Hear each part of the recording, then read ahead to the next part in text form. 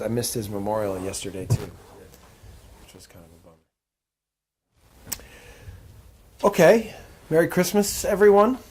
Same to you. Yeah, all right. Thank you.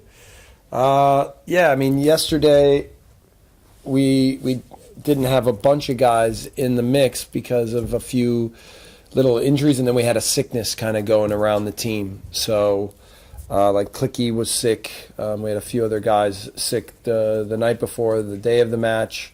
So, but we're hopeful that everyone can be healthy and be back in training this week, with exception to Stuart, who actually had another surgery yesterday to kind of clean some things up. And they felt good that that surgery was successful. And then Luis Sinisterra is making great progress, and we feel like he's on track. We have to be a little bit cautious with this injury, but we're hopeful that in a couple weeks he can be back in training. But we're hopeful that everyone else is back in training this week. So we'll wait and see. But hopefully we can get healthy and fit and then ready for the start of the season again. Jesse, I saw something linking Click with a move to the MLS. Is he going to be staying around, or is that a possibility for him? There has been inquiry for Mateus, but I think from all sides, we're still cautious about thinking that it might be time for him to leave. I think he's still been really important here. One of the interesting things is he's played the 5th most matches for me since I've been here. He's played 25 of 28 games since I've been here. So for me, he's one of my favorite personalities of anyone I've ever coached. And we have a really good relationship, and we've been open with each other in all these moments along the way. And so I'm not sure, again, that it's the time for him to leave, but obviously, with the 25 of 28 games, they haven't all been starts, and I know that sometimes players would like to play a little bit more. I think we've had good dialogue about his role within the team and continued role within the team. So I think that that's not necessarily set in stone, and he's obviously a guy that I'm still very much like, and we think is still a big part of this team. One of those situations where you respect the player's wishes, but at the same time, any potential move has to really suit Leeds United. Yeah, that's a good way to describe it. I think we have to be... Clicky's earned so much respect around here in a lot of different ways, and so we have to always have open dialogue during the transfer windows for everybody, but then also act selfishly at sometimes for what's best for the club. How's the break been, do you feel, overall, and what's it been like just welcoming back the players that have been away at the World Cup? Obviously, we know Tyler's suspended as well for this game. Overall, I think it's been great. We've invested a lot in the fitness of the team as well, so some of the little injuries have come because we've pushed them a little bit physically, but I think that was one of the reasons why we kind of held guys back last night, is we didn't want to jeopardize them for a week later. Even in the match last night, I think there were some heavy legs in the second half, which contributed to some of the issues we had at the beginning of the second half with goals. But I actually think first half was a really, really strong performance and really clear from a lot of players. So I feel like we've made progress. The togetherness of the group is always really strong, and we need to get everybody as close to 100% fitness once we get started, because the games come quick. You've not been scared to throw in younger players as well as at times. Matteo Joseph has been training with the first team squad. Is he someone who can impact the first team reckoning in the second part? I think, I mentioned maybe 2 months ago that Cree was knocking on the door a little bit, and I had to, at some point, kind of throw him into the mix more. I've talked to them about Willie, Sam Greenwood. Obviously, Joffy's another guy that's played a lot of matches since I've been here, but obviously Joffy's always pushing. And I think now Matteo from the younger group is the next guy that I think with the 21s has performed really well with them, has trained really well with us.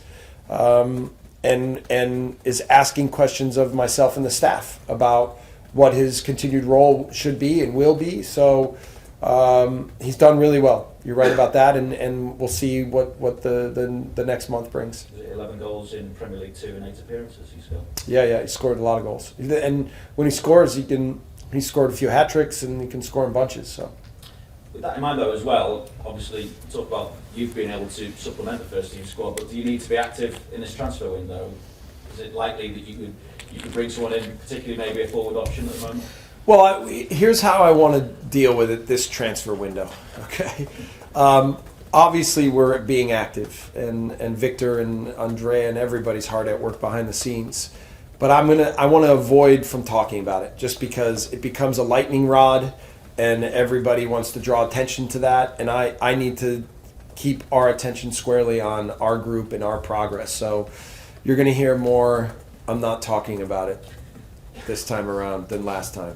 Fair enough. Let's talk about football then. Yeah, as well. And just what good. a tough start that you've got to the restart of the Premier League campaign.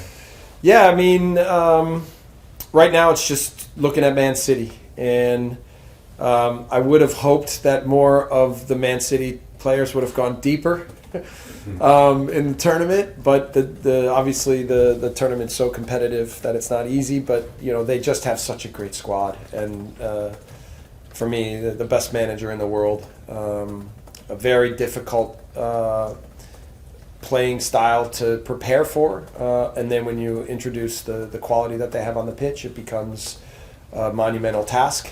The good thing about our team now is that we're not afraid of the biggest opponents, and we've proven that not only can we play with them on the day, but that we can find ways to get points.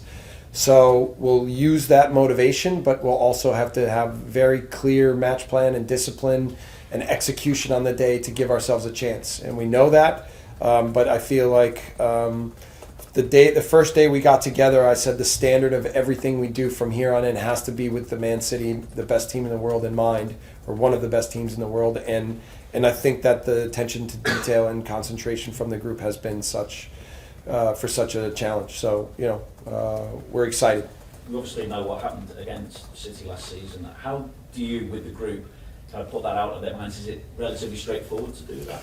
Actually, I think we can take positives from last year. I think we played actually quite well, and we gave up 2 set-piece goals and then went down 2-0 and then gave up 2 late goals.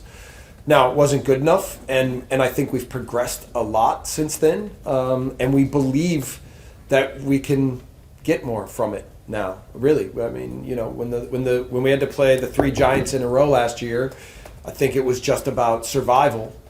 I think now it's more about, can we be better on the day? And we know that against some of these opponents that we have been able to manage that. So, really huge respect for Man City and the way they play and the quality they have and the mentality they have. But we also saw right before the break that Brentford at Man City on the day could do the things that they wanted and manage to get the points. So that'll be our focus.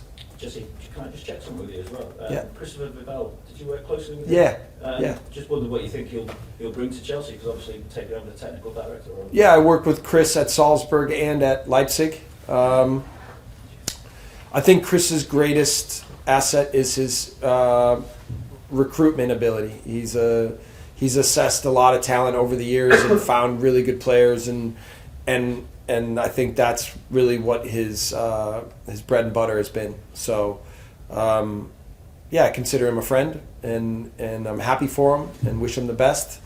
And we'll be gunning for him when we play him. Yeah. Catherine. Thank you. Can I just clarify on a couple more of the players who were missing last night? Liam Cooper and Jack Harrison, are they both suffering with the illness that you spoke about? No, something else? Coops had a minor calf injury, and Jack Harrison had a small adductor injury. But do they come into the category players that you're hopeful will be available? Yeah, they should be training this week. Likewise, an update on Somerville as well. He picked up that ankle injury out in Spain. How's he getting on? Yeah, he was on the pitch today, and he should be in training as well this week. Okay. Yeah. Rodrigo too. Rodrigo was scheduled to play in the match up until the afternoon of the match, and then we just felt like he was feeling a little bit of a tightness in his hamstring, so we decided to hold him out. Okay. And Patrick Bamford, is there any timescale on his return at the moment? So when he got sick, I think it disrupted a little bit his return into training, but we expect that he'll be back in training as well. So and then it'll be, can we get him up to speed for the Man City match? But we expect he'll be back in training. And how confident are you about Elland Road being fit again after his glandular fever for the Man City game? He has a sort of a test tomorrow morning where they kind of do some internal checking, and then if he's cleared, which they typically think it'll be 4 weeks by that point, that we think he'll be back in training. But he's been active in it's two with glandular fever. It's two things. It's modifying so they don't get chronic fatigue, and then it's also making sure that they have no contact, so that when they have swelling of internal organs, that you're not risking any damage. So. But he's felt really good, and I expect him to be in full training. Okay. If he's not quite where you want him to be, have you made a decision yet as to who your replacement keeper? No, I think we've had some discussions, and I think both goalkeepers have performed well. Obviously, Chris had an illness as well, so wasn't in Spain. Joel, I think, has performed really well and been a great addition to what we've done here. So we haven't made that decision yet, but I think that both will be ready if need so. Appreciate reluctance to talk about the January transfer window. More specifically, or more generally speaking rather, are you happy that there is finance available to do some business in January should it be needed? Yeah, I think, again, they'll be working with some different ideas of how to put together the whole package so that we can add to the team in the way we need to. And we discuss this often, but yeah, I mean, they'll be. It's already been incredibly active.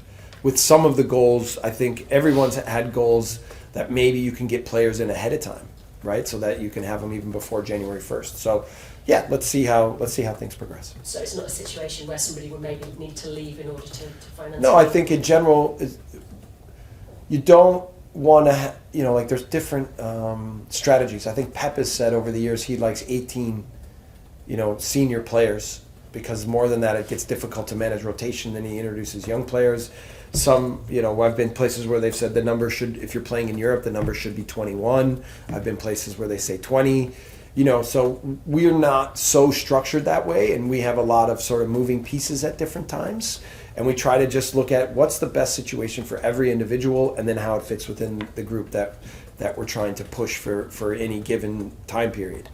I've been really, for me, with the work that we've done here, I've been really happy and satisfied with the commitment from every player to try to get the most out of it every day.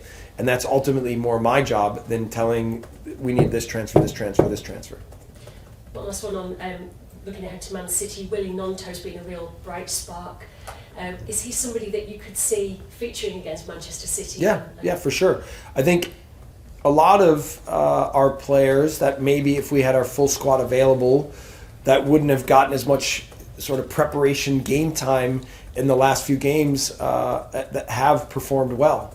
And I think Willie's certainly one of those. So that's good to see. And I think, yes, he becomes absolutely an option to start against Man City. Thank you. Yep.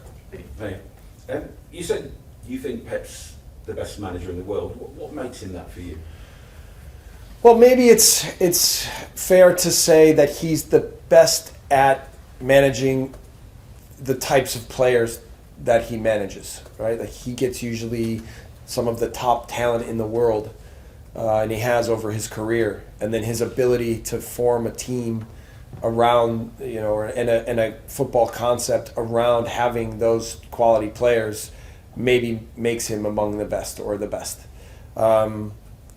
Like at one point, I think he said something about whether Marcelo, if he coached Marcelo's team and they did it vice versa. And, that's the beauty of our sport is we all have our own ideas of how to play the game, and then it's about finding the right player pool to meet the standards of the way you want to play the game. And so that part at Man City, I think, has been, over the years, has been managed really well. And that's ultimately, the goal of what we're doing here is transfer window by transfer window to continue to add to our team with the kinds of players that we think can fit to what we're trying to achieve tactically, and then what our goals are long term in terms of success.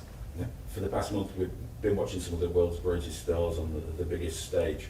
One man has been in the shadows for all that time, Erling Haaland. What fears do you may have that he wants to come out champing at the bit this coming game? I was going to say this weekend, it's next week, isn't it? Yes, Erling texted me as soon as the schedule came out, and he said that he's most excited for Boxing Day. and I gave him permission to have a small hamstring injury for that match. But I think he's born here. His father has history with the club. He has, I think, the club in his heart because of that. It's something that we've talked about before. When I got the job, he was him and his father were both incredibly supportive and excited for me.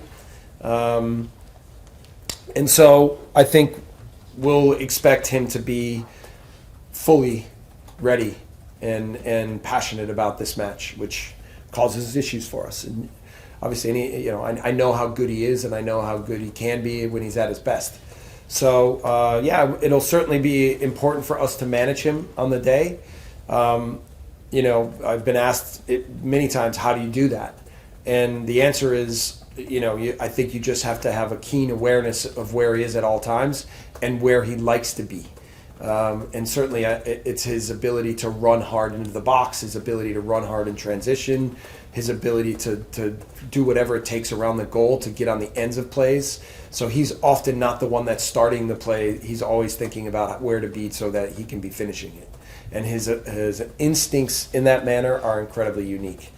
So, we will educate the team as to what to expect and then how to try to prevent him from getting into those areas. Just finally from me, what do you think, or what do you maybe fear the long-term impacts on the Premier League this World Cup will have? I don't know. And do you mean long-term this season, or you mean like overall? Well, yeah, this season. Do you think it will impact? Yeah, I think it has the potential to burn some players out. And I've seen even whatever, Man City, I think, has brought their players back relatively quickly. And there's sort of a standard in our business that after these big national team tournaments that players need 3 weeks. We even only provided 10 days, right? So we were fully aware that with the season coming around so quickly, it's important to get them back. But the physical and mental demands of a big tournament like that are very high. And so I think it's really important that we have appreciation for what these young men go through in these situations and what the pressure of representing their country in big tournaments is like. So, for us, we had 3 players. We tried to use, again, the break to bolster our fitness and also create clarity in our tactics. And then, make sure that we're refreshed in a way where when we get back into it and it's coming quick, and the games come fast, that we are going to be at our best. Thanks. Yep. Joe.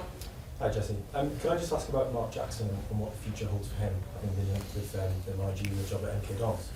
Yeah, I mean, listen, all I can really talk about right now is that Jacko has been an absolute asset for me from the first day that I stepped foot into this building. He has done everything and more that I could have hoped. His passion, his commitment, his love of this club made him essential for me and for us in our quest to stay in the league. And I fully believe that without him, we wouldn't have stayed in the league. He helped me understand what the culture of the club is, what the culture of the fans, what the history means to what we're building here. He helped me understand the player pool, what was done in the past, what he thinks we need to do in the future. He committed himself to what I was doing entirely. So it's not for me to talk about what may be out there or what his future may be, but I can only say that I value him completely as a person and as a football mind. And I can see why there's interest in him because I think he has a big future. On Manchester City, you've spoken about Erling and you've spoken about how they've got a very difficult play style. They've got lots of high turnovers, lots of build-up attacks. Is there a way that you identify to set up against a team who dominate the ball but are also so good out of possession as well? Yes. I mean, whatever opponent we play against, we look at their strengths and weaknesses, and we then try to address within our principles where we think we can find advantages on the day. I think we've done that in a good job this season in almost every match, and certainly against some of the big opponents. And the key for us will be and when you play a team like Man City, it's understanding the tactics and then what they're trying to achieve and how to negate that, and then obviously understanding the qualities of the players that they have, because on their team they have such high quality, but then also how to make them uncomfortable. And that's with and against the ball and set pieces, where in what areas you think you can make them susceptible. And obviously, the better the team, the fewer weaknesses they have. But every team and every system has weaknesses, and so it'll be about exploiting those and playing in those areas. Thanks. Yep. Hey Jesse, you've got immense competition for places in some positions especially. What's your attitude to outgoings in January, particularly loans maybe for some of the fringe players, maybe a Cody or younger players like Parker perhaps? Yeah, I mean, those discussions I think are ongoing, especially with young players, is how to challenge them to grow and equip them with things so that ultimately they'll provide the club with more at some point. How to shape their development path to get them to be the best that they can be as quickly as they possibly can. And whether that's a loan or staying here and then looking at the overall resources of what we have as a team and as a club, and so, if you bring up Cody, and Cody has been fantastic over the last month, and I'm so happy that we have gotten to a point with him where he feels so energized by what we're doing and engaged. And then the decision will be how to continue to push him in the direction for him to be an important player at this club, which I think he will be. And listen, maybe we need to even think about it, how it fits now. So he's done really well, and I'm really happy for him. And then you kind of just try to go through every player. What's the situation of the team? What's his personal situation? How do we provide him with what he needs to push him along as quickly as possible? Tyler, we know is the big miss for the City game. How are you feeling your preparations are going for coping without him, and also how you're managing him in his return to training? We know he's had a slower approach. Yeah. I think first of all for him it's been somewhat good that he's not available, because it gives him a little bit more time to kind of gradually build in, because the demands on him mentally and physically were so high at the World Cup. I think he's come out of it in a good way. He's excited to get back to work. He's obviously very confident and eager to get going. But I think he's on track personally. And then, I think we've got Adam back in the mix, and I thought he played fantastic for the 60 minutes last night. Sam Greenwood has made a lot of progress. Obviously, Mark is a cornerstone in what we're doing. I thought even with the way we've modified how we play a little bit more 4-3-3 against the ball. Clicky played well in a couple of our matches, and I think once he gets out of his sickness, I think he'll be a factor moving forward. So we have options, and then it'll just be about within the new structure that we're trying to create it with and against the ball, how to use guys the best way to feed in their strengths. Thank you. Yeah. Well, we are training a little about the 4-3-3. I wonder what you think it does for the team, or why you've kind of gone down that route. Well, against the ball, I think it gives us a little bit more flexibility to play where we can play a little bit more tilted, or we call it asymmetrically in one side or the other. We can use the front three and the middle three with different ways of pressing, where we can cover spaces, where we can kind of still attack in front of the back four in ways where we can protect and attack areas on the ball side, and then also protect things a little bit more on the weak side. Now, last night in the second half, we get beat in ways that are similar to some of the things that have happened to us in the past, and we're talking about systematically how we needed to address some of those moments. But we can. The 4-3-3 can look like a diamond. It can look like a Christmas tree. It can look like even the 4-2-3-1 at times. It can, we can manipulate it with small little subtle tactical subtleties based on what the opponent is going to present us. With Haaland, do you think it makes any difference to you planning for him that you've actually coached him before? You've had kind of day-to-day sight of what he is, what he does. It'll help us, I think, a little bit.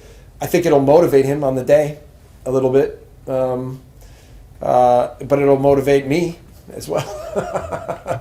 Listen, the time I had with Erling was just outstanding, and we had an incredible relationship.